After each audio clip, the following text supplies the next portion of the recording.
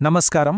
ఈరోజు మనం ఒక ప్రయాణం చేద్దాం టైంలో వెనక్కి, మౌర్య సామ్రాజ్య కాలానికి. అది చాలా కఠినమైన చట్టాలు, పక్కాగా పాలన సాగించిన సమయం. ఆ కాలం నాటి అధికారం, న్యాయం, ఇంకా ఒక మనిషిలో వచ్చిన పరివర్తనకు సంబంధించిన ఒక అద్భుతమైన కథను ఈరోజు మనం విశ్లేషించుకుందాం. ఒక్కసారి ఈ వాక్యం గమనించండి, ఎంత పవర్ఫుల్గా ఉందో. దీన్ని బట్టే మనకు అమాత్య విక్రమసేన అంటే ఏంటో అర్థమైపోతుంది.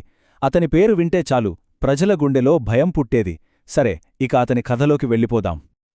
విక్రమసేన ఇతను మామూలు వ్యక్తి కాదు. ఆ రాజ్యానికి ప్రధాన న్యాయాధికారి. పాటలీపుత్రంలో అతని పేరు చెప్తే గౌరవం కాదు, వణుకు పుట్టేది. ఎందుకంటే అతని దృష్టిలో చట్టం కంటే గొప్పదేదీ లేదు. దానికి ముందు అందరూ సమానమే. సరే, విక్రమసేన జీవితాన్ని కొంచెం క్లుప్తంగా చూద్దాం. అతను ఒక పెద్ద కుటుంబంలో పుట్టాడు, చాలా చిన్న వయస్సులోనే అధికారంలోకొచ్చాడు. ఆ తర్వాత బిందుసారుడి పాలనలో అత్యంత కీలకమైన సలహాదారుడిగా ఎదిగాడు. అంతా బాగానే ఉంది కదా. కాని అతని జీవితం చివరి దశలో జరిగిన ఒక సంఘటన అతని ఆలోచనా విధానాన్నే పూర్తిగా మార్చేసింది. ఇంతకీ అతను ఎందుకంత కఠినంగా ఉండేవాడు? అది అర్థం కావాలంటే మనం అతని గత జన్మల ప్రభావాలను, అంటే సంస్కారాలను చూడాలి. మన నమ్మకాల ప్రకారం ఒక వ్యక్తి స్వభావం అనేది ఒక్క జన్మలో వచ్చేది కాదు కదా, ఎన్నో జన్మల అనుభవాల సమాహారమన్మాట. ఇప్పుడు చూడండి, ఇక్కడే అసలు విషయం ఉంది. దీని ప్రకారం అతని కిందటి జన్మలో అతనొక సైనికుడు. అప్పుడు సమస్యలొస్తే కత్తితో పరిష్కరించేవాడు. కాని హింస సరైన మార్గం కాదని తెలుసుకున్నాడు. మరి ఈ జన్మలో ఆ కత్తి స్థానంలోకి కలం వచ్చింది. అంటే చట్టం ద్వారా, రాజనీతి ద్వారా మార్పు తేవాలి అనుకున్నాడు. కాని ఇక్కడ మనం గమనించాల్సిందేంటంటే సాధనం మారింది, స్వభావం కాదు. అతని మీద ఈ సంస్కారాల ప్రభావం చాలా స్పష్టంగా కనిపిస్తోంది. చూడండి, ఒక సైనికుడిలో ఉండే కఠినమైన క్రమశిక్షణే ఇక్కడ ఒక సమర్థవంతమైన పరిపాలనగా మారింది. ఆయుధంగా కత్తిని వదిలేసి చట్టాన్ని చేతిలోకి తీసుకున్నాడు. అంతేకాదు, ఒక సరైన దారి చూపించే గురువు కోసం అతని ఆత్మ అన్వేషించింది. ఆ అన్వేషణే అతన్ని ఆచార్య చాణక్యుడి సిద్ధాంతాలకు దగ్గర చేసింది. అంతా తాను అనుకున్నట్టే జరుగుతోంది. విక్రమసేన చాలా కఠినంగా, బలంగా ఉన్నాడు. కాని అప్పుడే ఒక సంఘటన జరిగింది. అతని నమ్మకాల పునాదులనే కదిలించిన ఒక సంఘటన. ఒక్కసారి ఊహించుకోండి, ఆ న్యాయస్థానమంతా నిశ్శబ్దంగా ఉంది. అక్కడకొక కేసు విచారణకు వచ్చింది. ఈ కేసే అతనిలో ఒక పెద్ద అంతర్మథనానికి కారణం కాబోతోంది. కోర్టులో నిలబడ్డ ఆ దొంగ చాలా నిస్సహాయంగా వేడుకుంటున్నాడు. అయ్యా, నా పిల్లలు ఆకలితో చచ్చిపోతున్నారు, వాళ్లకోసమే ఒక రొట్టెముక్క దొంగిలించాను అని చెప్పాడు.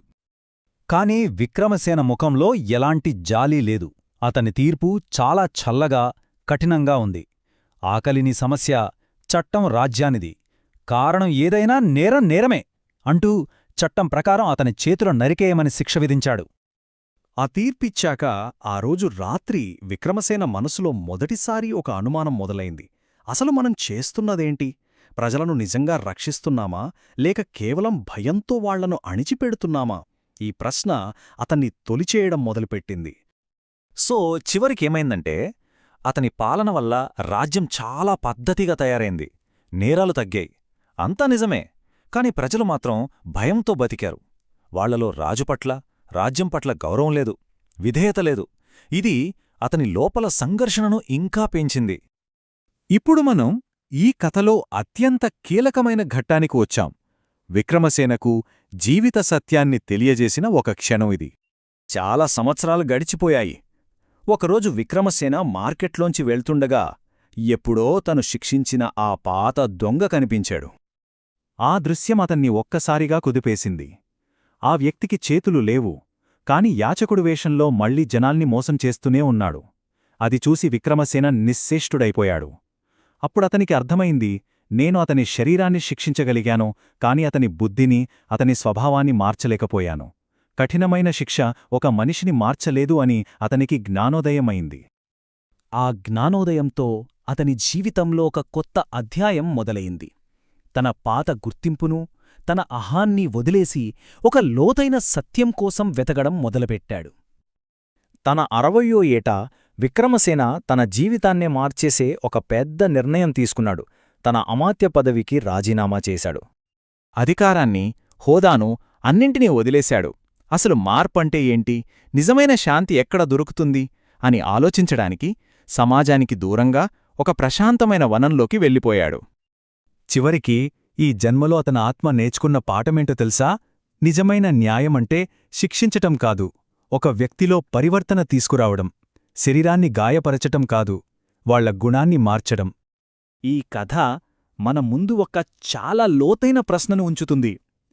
భయంతో ఒక మనిషిని మనం కంట్రోల్ చెయ్యొచ్చు, కాని మార్చలేం. మరి అలాంటప్పుడు ఒకరి హృదయాన్ని నిజంగా మార్చగలిగే శక్తి దేనికుంది? ఈ ప్రశ్నతో ఈ విశ్లేషణను ఇక్కడితో ముగిద్దాం. ఆలోచించండి.